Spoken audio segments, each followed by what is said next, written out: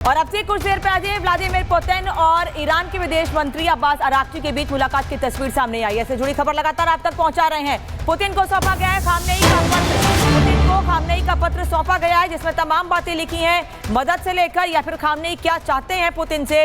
अपना संदेश एक पत्र के जरिए उन्होंने पुतिन तक पहुंचाया है। ये पत्र पुतिन को दिया गया है और इस बातचीत में पुतिन ने कहा है कि वो ईरान के लोगों की मदद करेंगे। अराक्ची ने पुतिन को खामनेई का पत्र दिया है, पत्र सौंपा है, उसमें तमाम बातें लिखी हैं, फिर चाहे वो मदद को लेकर हो या फिर आगे ईरान क्या कदम उठाने वाला है, इसको लेकर भी ये पत्र दिया गया होगा, ऐसी जानकारी मिल रही है।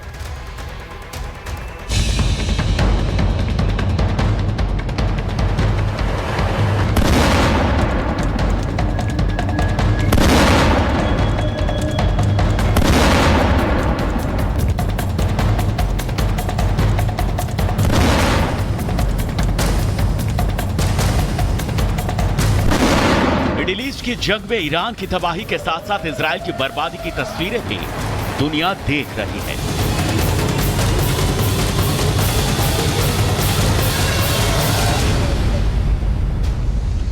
अमेरिका ने अपने B-2 बॉम्बर से कैसे ईरान को राख राख कर दिया, इसका करतब भी हर किसी ने देख लिया है।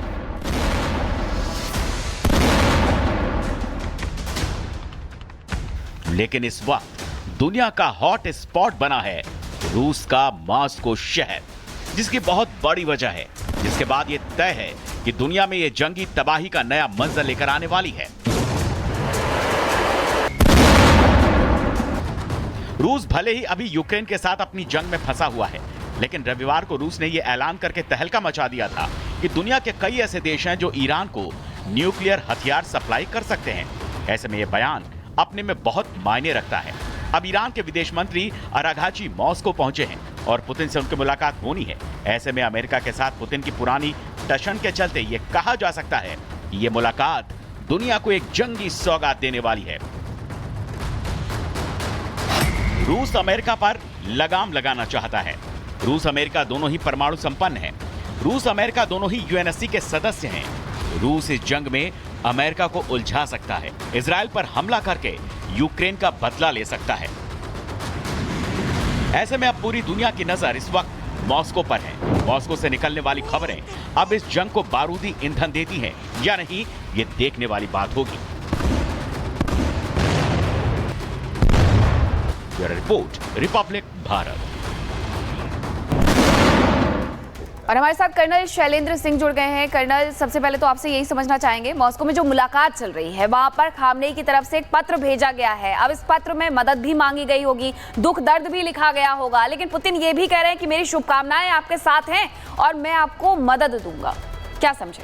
जय हिंद, नमस्कार। देखिए, कोई भी कंट्री का अगर एक फॉरेन मिनिस्टर जाकर प्रेसिडेंट पुतिन से मिल रहा है, मेरा ये अपना आकलन है कि ये प्रोटोकॉल में थोड़ा अप एंड डाउन हो गया, बट फिर भी खमेनी अगर एक लेटर भेज रहे हैं उसमें कोई मदद मांग रहे होंगे, और मदद मांगने के अलावा एक्चुअली मांगेंगे क्या, कुछ दे तो पाएंगे नहीं। ज़्यादा बड़ी बात है वो सिर्फ ये याद दिला पाएंगे कि चलिए जी, वर्ल्ड फोरम्स पे हमने रशिया का हमेशा से सपोर्ट दिखाया है, डिस्प्ले किया है।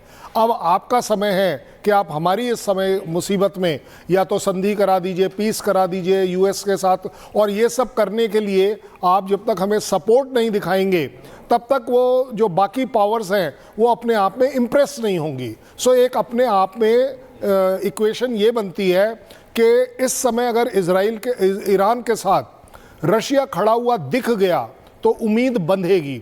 अगर रशिया इस समय पल्ला झाड़ गया तो ईरान के लिए बहुत बड़ी मुसीबत है, क्योंकि अगर ईरान का पल्ला रशिया झाड़ेगा तो आप समझ लीजिए चाइना भी झाड़ देगा अपने आप में।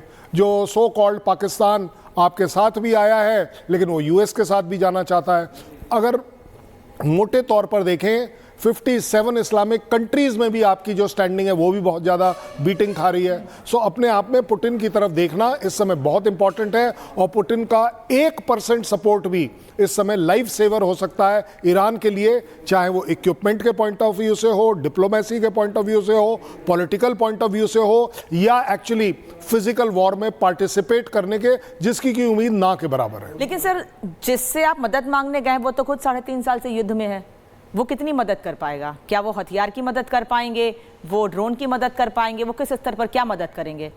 Moral support, political support, world के सामने आपके साथ खड़े होने का सपोर्ट, यूएस को क्रिटिसाइज करने का सपोर्ट, इजराइल को क्रिटिसाइज करने का सपोर्ट, यूनाइटेड नेशंस में आपके पास भी एक वीटो पावर है, सो आप उसको इन्फ्लुएंस करेंगे। चाइना के साथ आपको इन्फ्लुएंस कर पाएंगे, चाइना को एटलीस्ट आप ये बोल पाएंगे कि चलिए जी बिजनेस और कर लीजिए, 10,000 ड्रोन और दे दीजिए, क्या बड़ी बात है।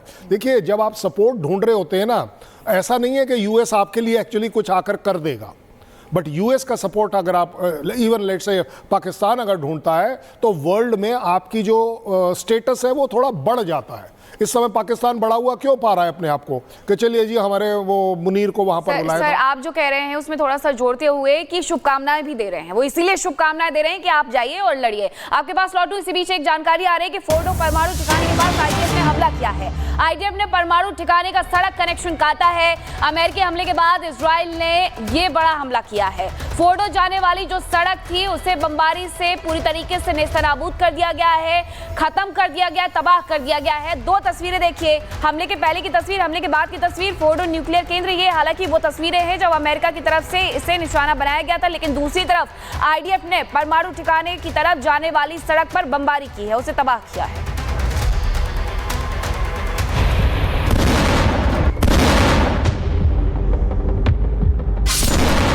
रविवार को ऑपरेशन मिडनाइट हैमर के जरिए अमेरिका ने ईरान की न्यूक्लियर साइट को तबाह कर दिया। अमेरिका ने फोर्डो और नतांज पर 30,000 पाउंड के 1 दर्जन से ज्यादा GBU-57 बम बंकर बस्टर गिराए। वहीं इस्फहान और नतांज पर 30 टॉम हॉक क्रूज मिसाइलें भी दागी। इन्हें 400 मील दूर अमेरिकी पनडुब्बी से लॉन्च किया गया। इस पूरे ऑपरेशन में 75 प्रिसीशन गाइडेड हथियारों का इस्तेमाल किया गया। 125 एयरक्राफ्ट ने हिस्सा लिया। Fighter jets, refuelling tanker, stealth विमान शामिल हुए।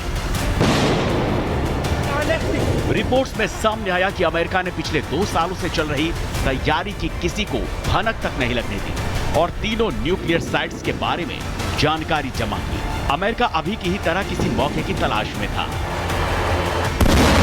इजराइल ईरान युद्ध में उसे जैसे मौका मिला उसने इस साइट्स पर हमला कर दिया। अमेरिका ने हमले की जल्दबाजी न दिखाते हुए इस ऑपरेशन को छिपाने के लिए भ्रम पैदा किया। पहले डोनाल्ड ट्रंप ने ईरान को 14 दिन की मोहलत दी। कुछ B-2 बॉम्बर्स को जानबूझकर वेस्ट की ओर भेजा गया। ये मूवमेंट इसलिए जिससे ये केवल एक सैन्य अभ्यास लगे। मौका मिलने पर असली हमला ईस्ट से किया गया। कुछ बॉम्बर्स को प्रशांत महासागर में तैनात किया गया, जिसे ईरान समझे हमला प्रशांत महासागर से होगा, जबकि असली हमला व्हाइटमैन एयरफोर्स बेस से किया गया। 50,000